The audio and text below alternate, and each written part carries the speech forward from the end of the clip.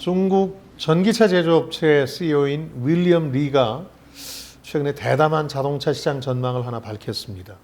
한마디로 10년 후면 중국 차가 세계를 휩쓴다는 겁니다. 특히 중국 전기차가 세계를 휩쓴다는 건데요.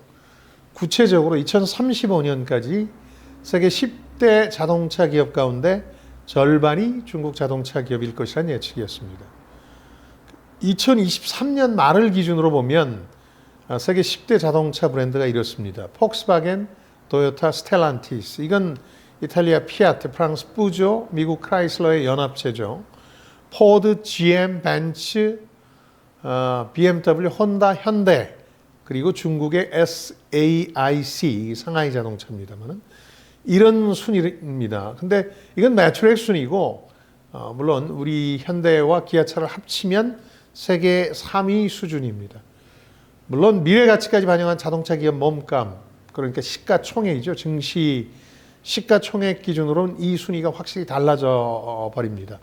테슬라, 토요타, 그리고 3위가 중국의 BYD입니다. 폭스바겐, 벤츠, BMW, 혼다, 현대, GM, 스텔란티스 순위입니다.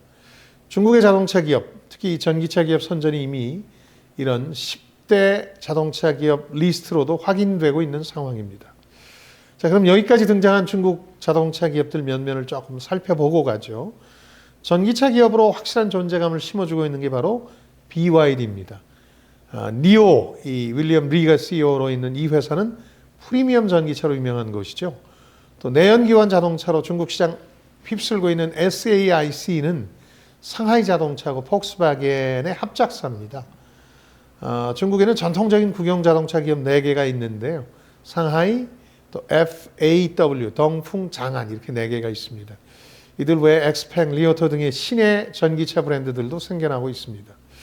현재 중국차, 그 중에서도 전기차는 유럽 시장에서 10% 이상의 시장 점유율을 기록하고 있습니다. 미국이 이런 거 보면서 자국에 수입되는 중국산 자동차에 대해서 관세를 높이기로 결심하게 된 거죠.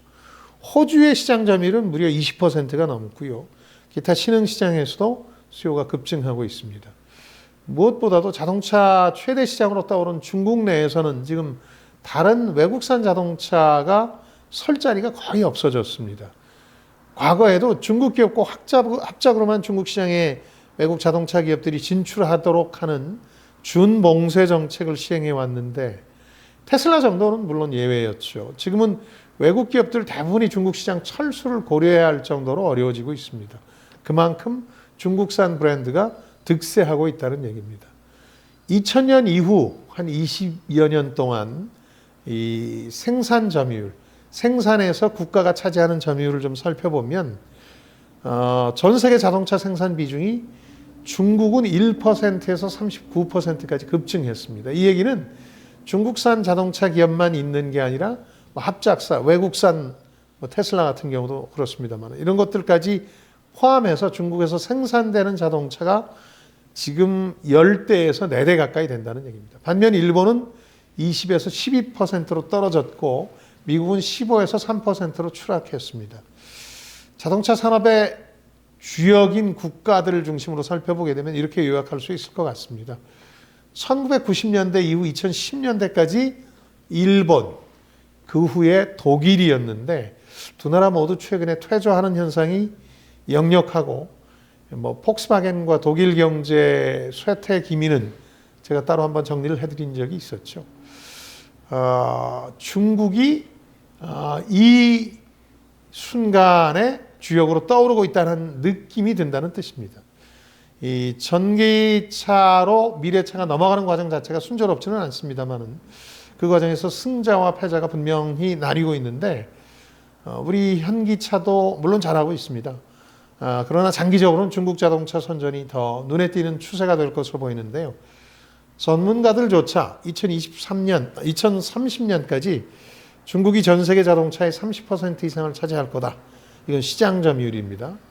이런 전망을 내놓고 있습니다. 다만 윌리엄 리가 얘기하듯이 탑 10 가운데 절반이 중국산 기업일 거냐, 여기에 대해서는 논란의 여지가 좀 있습니다. 지금 많은 자동차 기업은 합종 연행을 통해서 생존을 도모하고 있습니다. 일본에서는 닛산과 혼다가 통합 중이고요. 또 전기차 중심의 자동차 기업 생존과 발전 시나리오를 좀 생각해 본다면 독일의 폭스바겐, 일본 도요타, 닛산, 혼다 통합기업, 미국 테슬라, 포드, GM 뭐 이런 것들이 순위와 관계없이 생존 가능성은 높습니다. 그렇다면 중국 기업이 탑10 가운데 절반을 차지한다는 전망은 조금 과한 걸 수도 있겠습니다. 다만 BYD 또 SAIC, 니오 같은 서너 개 브랜드가 중상위권 이상을 차지할 가능성은 충분하다고 보겠습니다. 마지막으로 중국 자동차 기업이 이렇게 선전하게 된 배경을 짚어봐야 되는데요. 한마디로 저는 후발 효과라고 요약하고 싶습니다. 그러니까 일본과 우리 주요 자동차 기업뿐만 아니라 기업들이 많이 해왔던 전략인데 이걸 더 효율적으로 중국은 추구했다고 보셔야 될 겁니다. 사실 중국 자동차 산업은 1950년대부터 전략적으로 정부가 투자를 해왔습니다만 성장이 더디었습니다. 특히 국내 시장을 해외에 바로 내주지 않기 위해서 합작을 통해서만 외국 자동차 기업들이 중국 진출을 허용할 수 있었죠. 이 전략은 당초에는 이 더딘 성장의 원인으로 지목이 됐습니다만 결과적으로 보자니까 자국 시장 수입 대체라든가 자동차 기술 학습, 특히 첨단 자동차 기술 학습에 도움이 된 것으로 보입니다. 그러니까 중국이 글로벌 자동차 시장에 큰 손으로 부각되기 시작한 것은 또 역시 전기차라는 미래차 시장이 열리면서였죠. 중국은 이때 합작 진출 룰을 깨면서까지 테슬라의 상하이 공장을 유치했고 배터리 등의 기반 조성에 집중했습니다. 그러니까 중국 시장에서 성적을 내면서 이제 수출에도 주력할 여유가 생긴 거죠. 일본이나 우리가 자동차뿐만 아니라 뭐 반도체, 전기 배터리 등에서 펼쳐온 전략하고 흡사한데 두 가지 면에서 중국은 더 큰 행운이 따라줬습니다. 하나는 아까 말씀드린 대로 이 자동차 시장 자체가 전기차로 판이 바뀌는 시점이었다. 이런 타이밍의 문제가 있을 수 있고요. 후발주자로서 아무래도 그렇게 되면 선택과 집중이 쉬워지죠. 첨단 자동차 쪽으로 집중하면 되니까. 또 하나는 미국을 추월해서 세계 최대 자동차 시장으로 떠오른 중국의 내수 시장 기반이 있었다는 겁니다. 이걸 기반으로 일종의 역전극을 펼칠 수 있었다는 거죠. BYD를 포함해서 지금 중국 자동차들은 올해 우리나라에 본격 진출합니다. 중국 자동차 시장이 자신들의 호언장담처럼 세계 장악이 가능한지는 사실 세계 자동차 시장의 테스트베드라는 우리 시장에서 우리나라에서 판가름 날 수도 있겠습니다.